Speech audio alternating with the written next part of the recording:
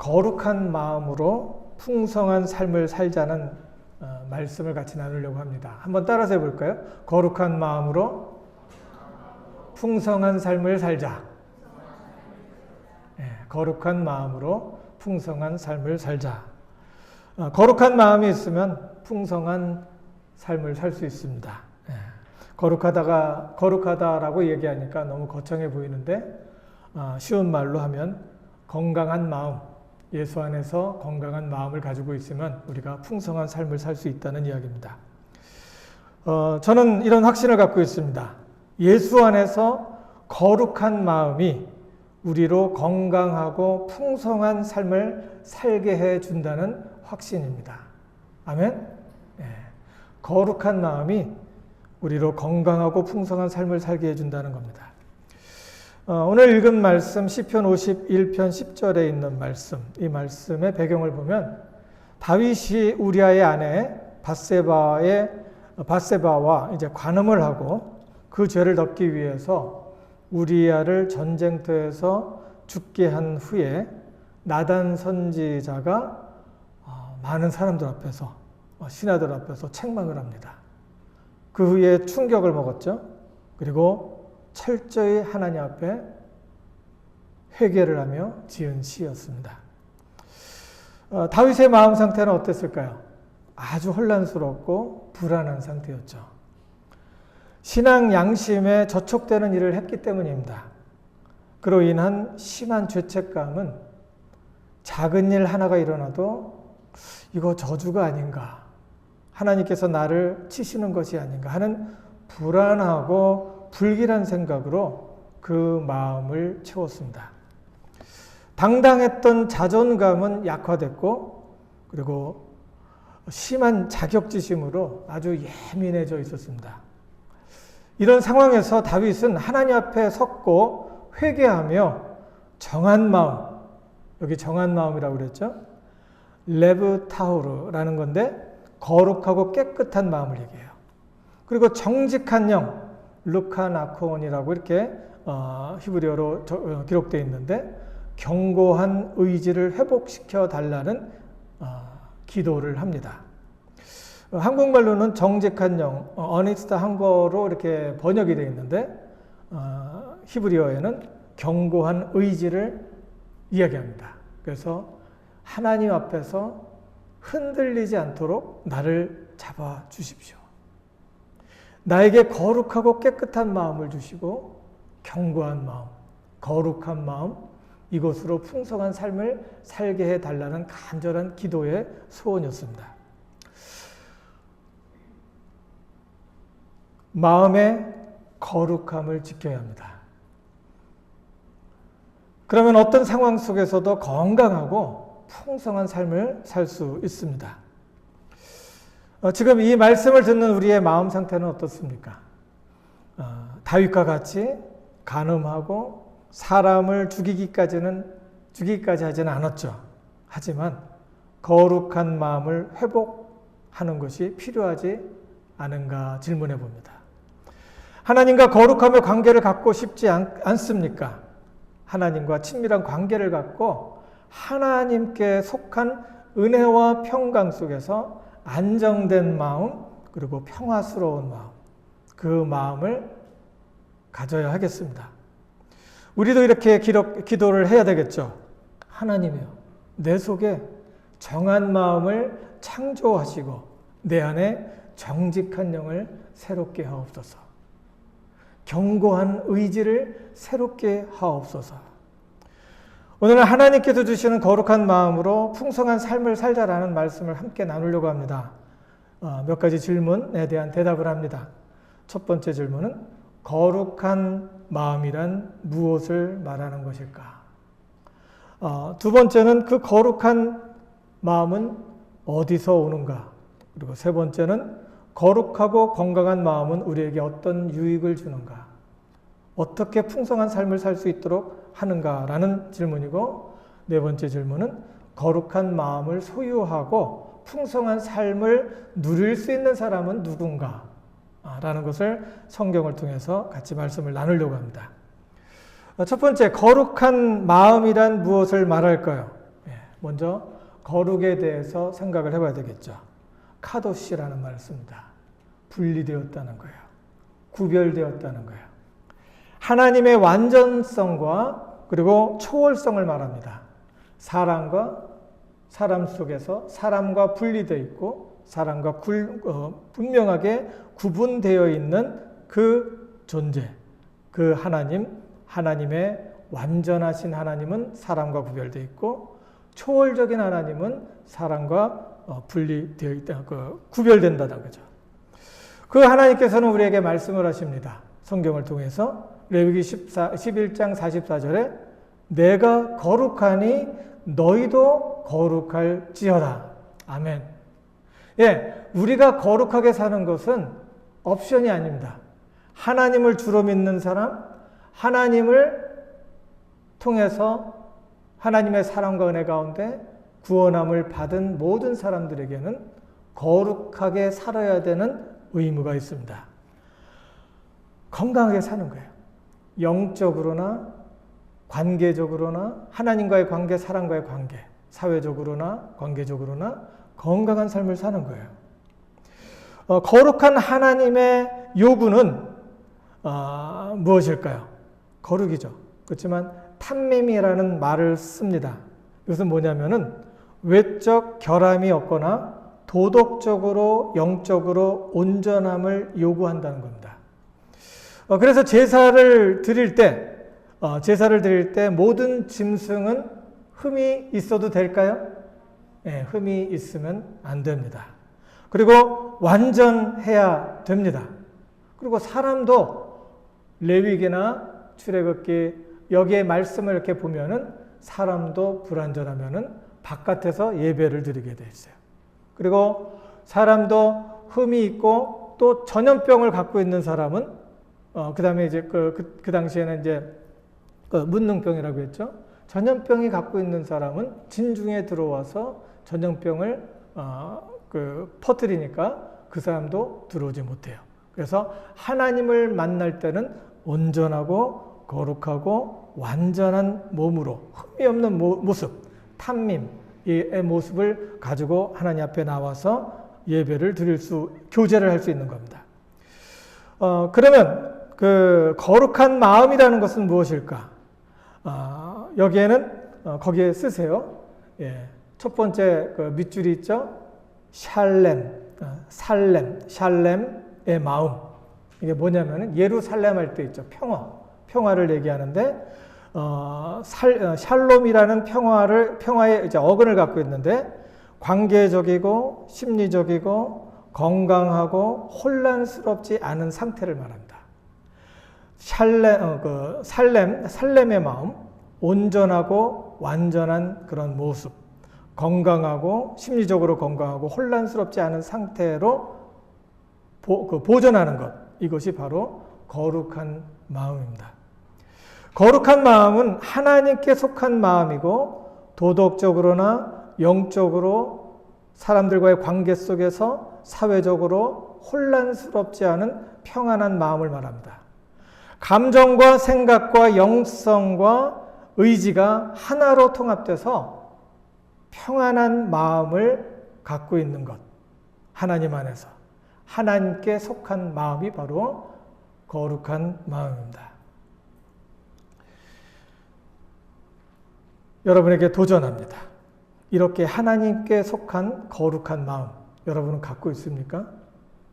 심리적으로나 관계적으로나 그리고 사람들과의 속에서 하나님과의 관계 속에서 여러 가지 생각 없이 하나로 통일된 마음으로 안정된 마음으로 그 마음을 유지하고 있느냐는 겁니다.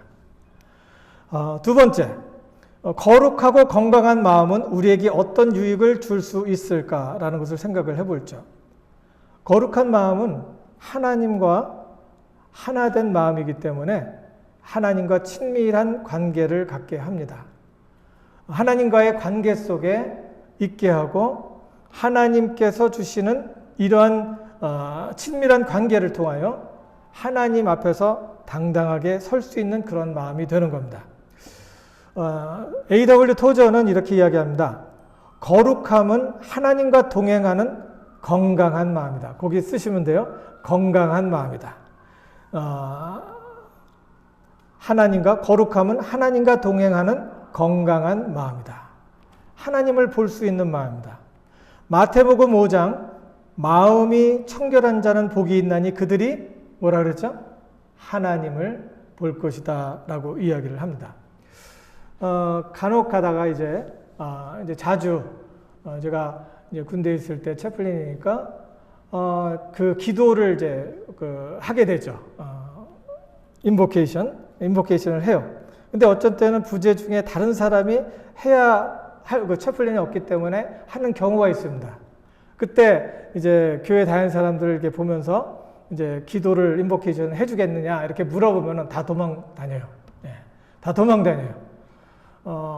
나중에 알았어요. 왜 그런가 했더니 자기가 지금까지 살아온 것에 대해서 지금까지 해왔던 행동에 대해서 부끄러운 마음이 있어갖고 도망 다니면서 그 기도를 못하는, 대표 기도를 못하는 거예요.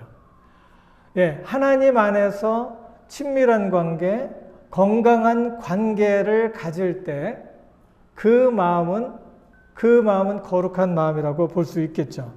그 거룩한 마음이 하나님과의 관계를 통해서 하나님 앞에서 당당하게 설 수 있도록 해 주는 겁니다. 두 번째, 거룩한 마음은 건강한 양심을 갖게 합니다. 거기 쓰세요. 양심. 거룩한 마음은 건강한 양심을 갖게 합니다.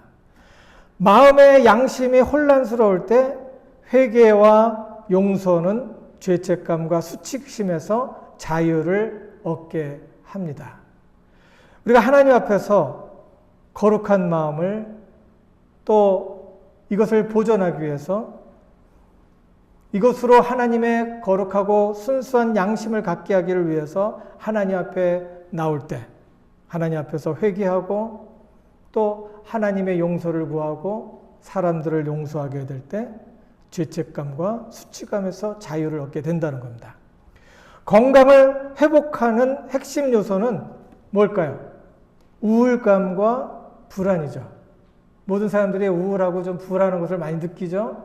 뭐 조금만 이상해도 불안하고 조금만 무슨 변화가 생겨도 불안하고 우울합니다. 이것이 계속되면 우울하죠. 이런 것을 회복하는데 중요한 것이 뭐냐면은 우울감과 불안함을 치우는 건데 거룩한 마음은 이러한 마음의 병에서 우리를 자유하게 한다는 겁니다. 아멘? 예.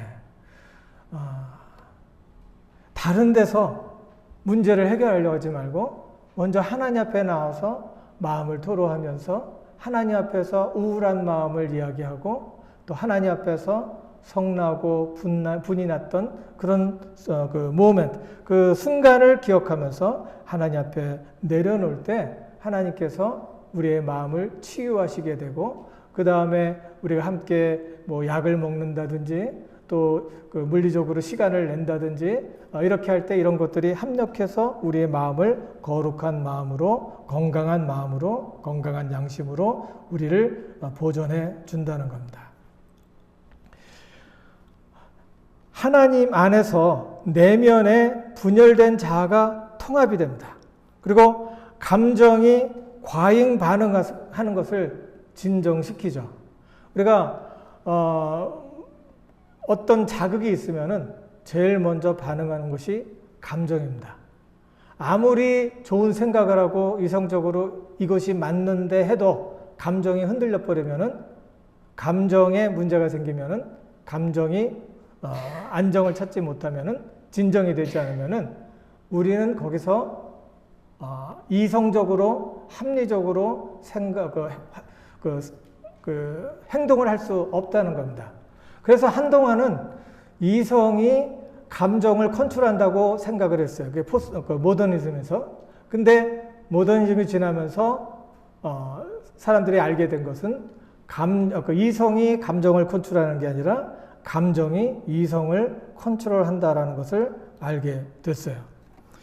우리가 하나님 안에 내 분열된 마음을 하나님 앞에 다 토로하고 내 감정마저도 하나님 앞에 드리고 또 표현할 때 하나님께서 성령으로 우리의 마음을 잡아주시는 겁니다. 그래서 우리 속에 있는 자아, 하나님의 형상을 가진 우리 마음속의 자아가 통합이 돼서 감정이 과잉 반응하지 않고 이것을 진정시켜서 안정으로 평안으로 들어갈 수 있다는 겁니다. 거룩한 마음이 자리 잡을 때 감정을 조절해서 마음이 차분해지고 안정되며 평안을 느끼게 되는 겁니다. 마음이 막 힘들고 지쳐있고 화가 나고 막 그냥 무섭고 떨리는데 누가 가서 그러면 안 돼 이렇게 하면 말을 들어줘요?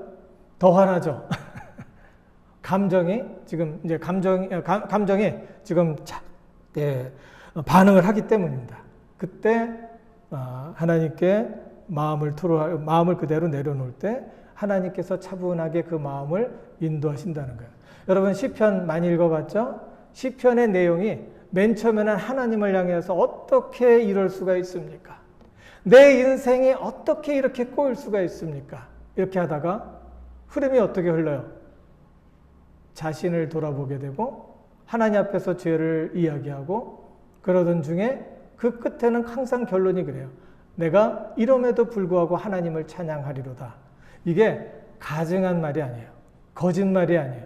하나님께서 이러한 감정의 흐름을 통해서 하나님의 말씀을 기억나게 하시고 이 기억나는 이런 말씀을 통해서 말씀을 통해서 성령님께서 역사하시는 거죠. 이 말씀을 통해서 우리의 마음을 잡아주시고 우리 마음으로 하나님을 향하며 하나님의 평안을 누릴 수 있도록 해준다는 겁니다.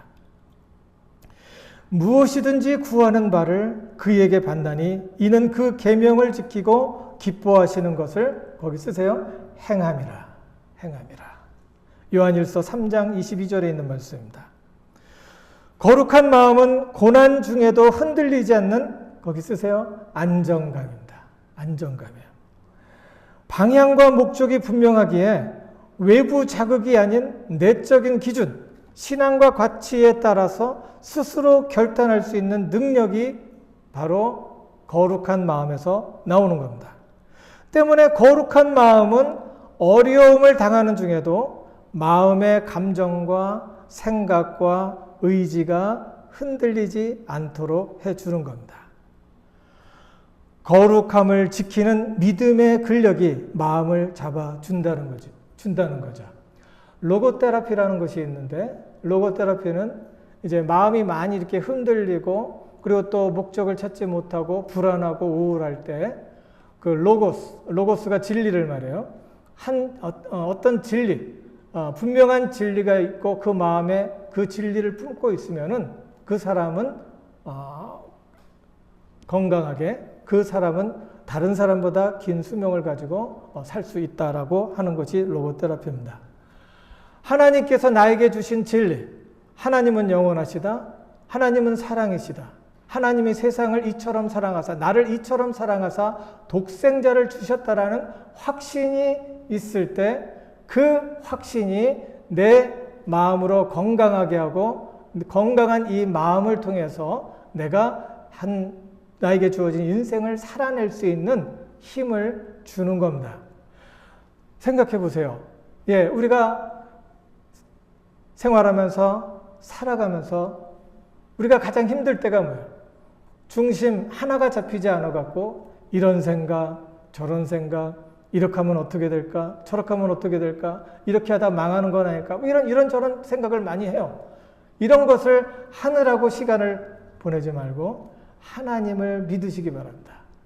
하나님은 천지를 지으신 하나님, 만유의 주 되신 하나님, 우리의 생명을 주관하시고 생사화복을 주관하신 그 하나님께서 말씀하시는 그 음성을 듣고 마음의 중심을 잡을 수 있기 바랍니다. 그것이 바로 거룩한 마음입니다. 하나님께 속한 마음, 하나님 안에서 생각할 수 있는 마음, 하나님 안에서 계획할 수 있는 마음, 그 마음이 우리 속에 자리를 잡을 때 우리가 시간을 절약할 수 있는 거예요. 다른 사람은 10시간을 하는 것을 그 마음의 중심을 잡으면은 1시간 만에 그걸 다 커버할 수 있어요. 확신합니다. 생각이 분주하고 생각이 이런 생각 저런 생각으로 가득 차 있으면은 내가 뭔가를 하는 것 같지만 하지 못합니다. 우리가 하나님의 주신 말씀, 이 말씀 나를 사랑하신다는 하나님의 말씀, 두려워 말라, 내가 너와 함께함이라, 내가 너를 도와주리라, 내가 너를 굳세게 하리라, 참으로 내가 너를 도와주리라, 내가 나의 의로운 오른손으로 너를 붙들리라 라고 하신 그 말씀을 믿고 딴 생각하지 말고 하나님께서 주신 일에 집중하시기 바랍니다. 하나님이 무슨 일을 주셨어요? 지금 하고 있는 일들이에요. 지금 하고 있는 일들이 잘못됐으면은 얼른 돌아서세요. 이게 회개예요. 하나님께로 돌아서시고 해야 될 일, 하나님 앞에서 집중해야 될 일, 거기에 성실하게 임하는 겁니다. 바로 이것이 하나님께서 거룩한 마음을 통하여 우리를 혼란 속에서 건져주시는 겁니다. 환난 중에도 즐거워하나니 소망이 우리를 부끄럽게 하지 아니함은, 이렇게 이야기를 하죠. 환난 중에서도 즐거워하는 이유가 있습니다. 하나님의 소망이 우리를 붙들고 있기 때문입니다. 두려워하지 말라는 거예요. 놀라지 말라는 거예요. 하나님만 붙들면 하나님께서 우리와 함께 하심을 믿고 지금 나에게 주어진 일 소중하게 여기고 집중하라는 겁니다. 거룩한 마음은 예수 안에서 공감하고 용서하는 마음입니다. 거룩한 마음은 공감할 수 있는 마음이에요. 예수 안에서 우리를 사랑하시고 우리를 사랑하기에 우리가 하나님 앞에서 평안할 수 있는 겁니다. 하나님이 나를 이처럼 사랑하신다는 것을 믿고 그 말씀을 곱씹으니 그 말씀이 내 마음을 평안하게 하는 겁니다.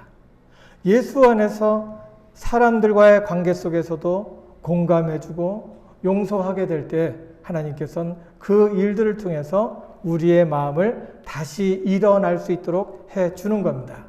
이걸 회복 탄력성이라고 이렇게 이야기를 하는데, 회복 탄력성은 뭐냐면은 내가 어떤 resilience, 거기 쓰세요. 회복 탄력성, 탄력성.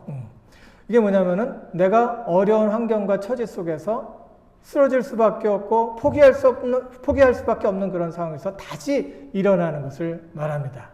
그런즉 누구든지 그리스도 안에 있으면 새로운 피조물이라. 이전 것은 지나갔으니 보라 새 것이 되었도다.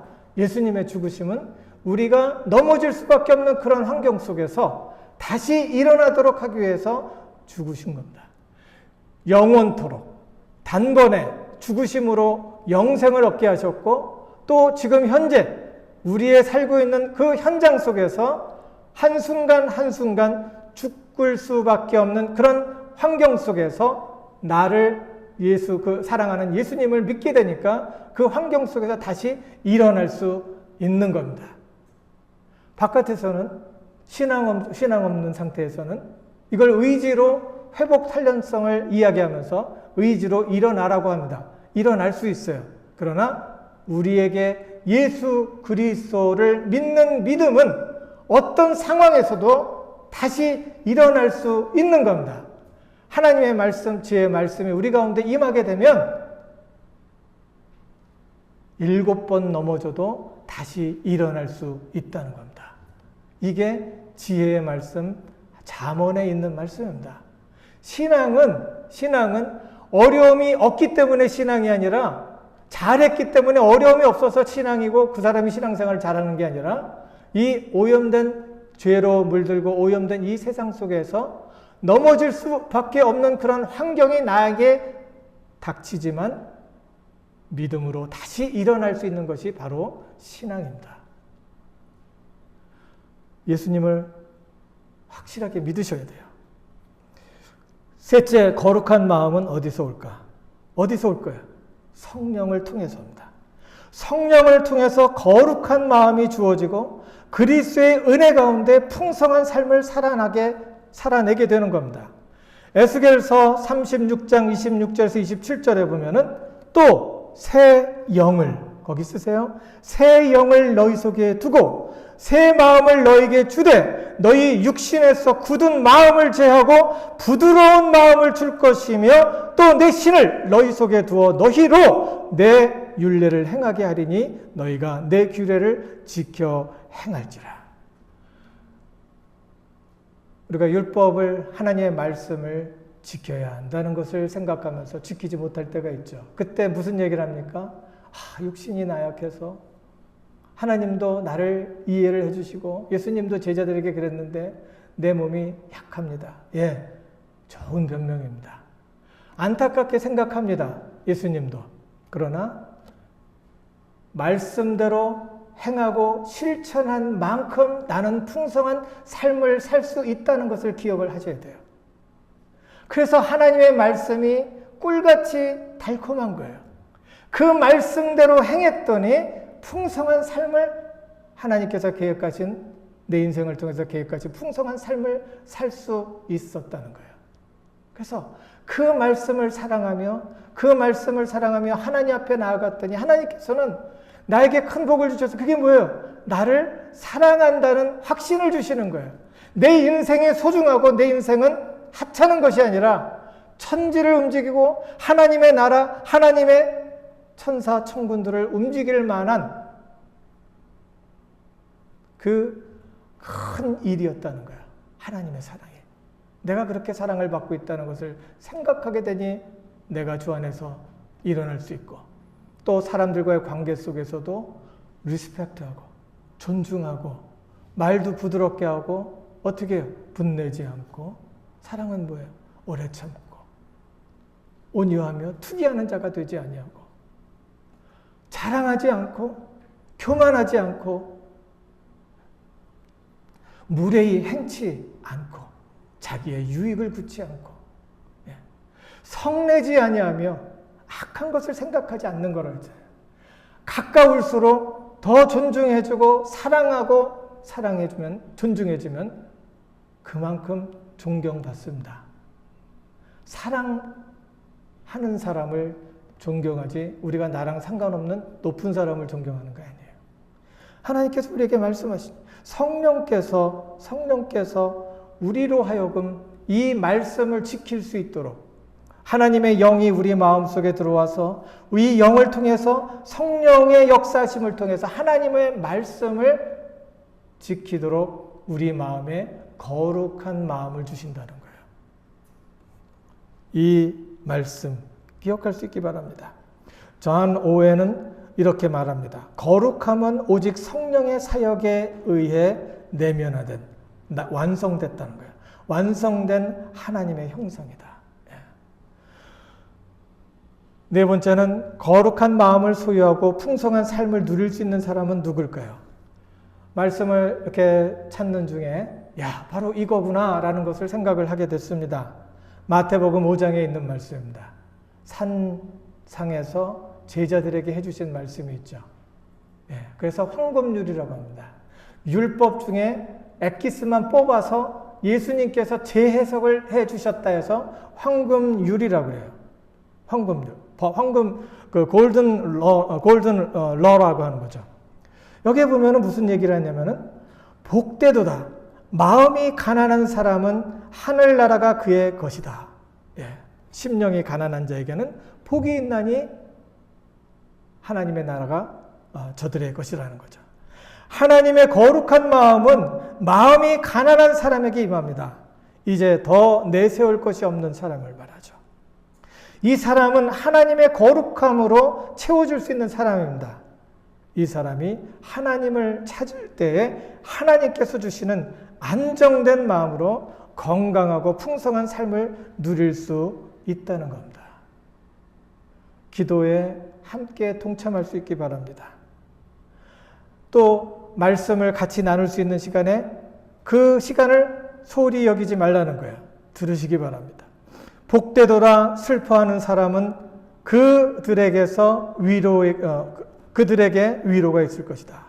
하나님의 거룩한 마음은 더 이상 희망이 없어 슬픈 사람에게 임합니다. 그 상황에서 하나님을 찾을 때에 우리를 위하여 죽으신 예수님께서 우리를 위로하신다는 겁니다. 슬픔과 아픔을 부정하거나 억누르지 말고 자신의 감정을 다 털어놓을 때 마음의 찌꺼기가 소멸되는 겁니다. 그리고 복되도다 온유한 사람들은 그들은 땅을 유업으로 받을 것이다. 하나님의 거룩한 마음은 온유하고 온순한 사람, 그리고 유순한 사람에게 임한다는 거예요. 자신의 힘을 하나님의 뜻 아래 두고 절제된 힘과 복종하는 마음으로 사는 사람을 말합니다.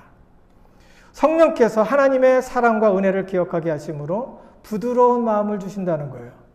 정서 조절 능력이 생기는 거죠. 그때 어떤 환경 속에서도 잘 적응하고 그 땅에서 심은 대로 거둘 수 있다는 겁니다. 그 밖에 거룩한 마음은 의에 줄이고 목마른 마음으로 배부르게 합니다. 그리고 자비로운 마음으로 자비를 얻게 합니다. 그리고 청결한 마음으로 하나님을 보게 합니다. 또한 평화를 이루는 마음으로 하나님의 자녀라 인정을 받게 됩니다. 그리고 의를 위해 핍박을 받는 마음으로 하나님의 나라를 누리게 하는 것입니다. 거룩한 마음, 건강한 마음을 사모할 수 있기 바랍니다. 내 중심의 편견과 세계관에서 창조주 하나님의 세계관으로 생각을 전향해야 됩니다. 내 중심으로 보는 시각과 해석하는 본능적인 감정에서 돌아서야 된다는 겁니다. 그리고 예수님을 내 어두운 삶에서 건져 주실 분이심을 확실히 믿어야 되는 겁니다. 예수님은 내 삶에 주로 모실 때 우리 마음을 거룩하고 건강하게 하셔서 풍성한 삶으로 우리를 인도하신다는 것을 우리는 믿습니다. 이미 예수님을 주로 모시고 영혼을 믿는 분들도 현재 함께 하시는 예수님을 믿고 의지할 수 있어야 하고 따라야 합니다. 그때 우리를 매일매일 삶에서 구출해 주시는 것을 경험하게 된다는 겁니다. 이것을 기억하시기 바랍니다. 곧 우리가 원수되었을 때 그 아들의 죽으심으로 말미암아 하나님으로 더불어 화목되었은즉 화목된 자로서는 더욱 그의 살으심을 인하여 구원을 얻을 것이니라. 그 구원은 미래뿐만 아니라 현재에도 진행되고 있다는 것을 믿고 의지하며 하나님의 풍성한 삶을 누릴 수 있기를 주님의 이름으로 축원합니다. 이 시간 우리 주 예수 그리스도 안에서 성령의 인도하심을 받아 거룩한 마음, 건강한 삶을 살기 원하시는 분들은 주님 앞에 초청합니다.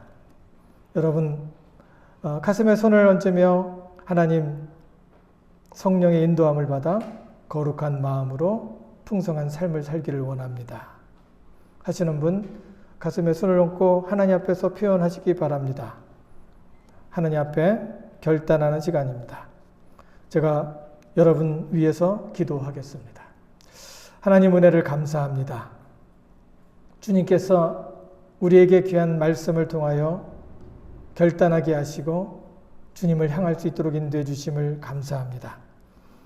거룩한 삶, 거룩한 마음, 건강한 마음을 사모하는 우리 되게 하시고 우리가 주 안에서 거룩함으로 우리의 삶을 보존할 수 있도록 하나님 인도해 주시옵소서. 예수님께서 간절히 제자들을 위해서 기도할 때 저들을 거룩함으로 보존하여 달라는 그 기도를 기억하오니 하나님께서 함께 하시며 거룩한 자로 남아있을 수 있도록 인도하여 주시옵소서.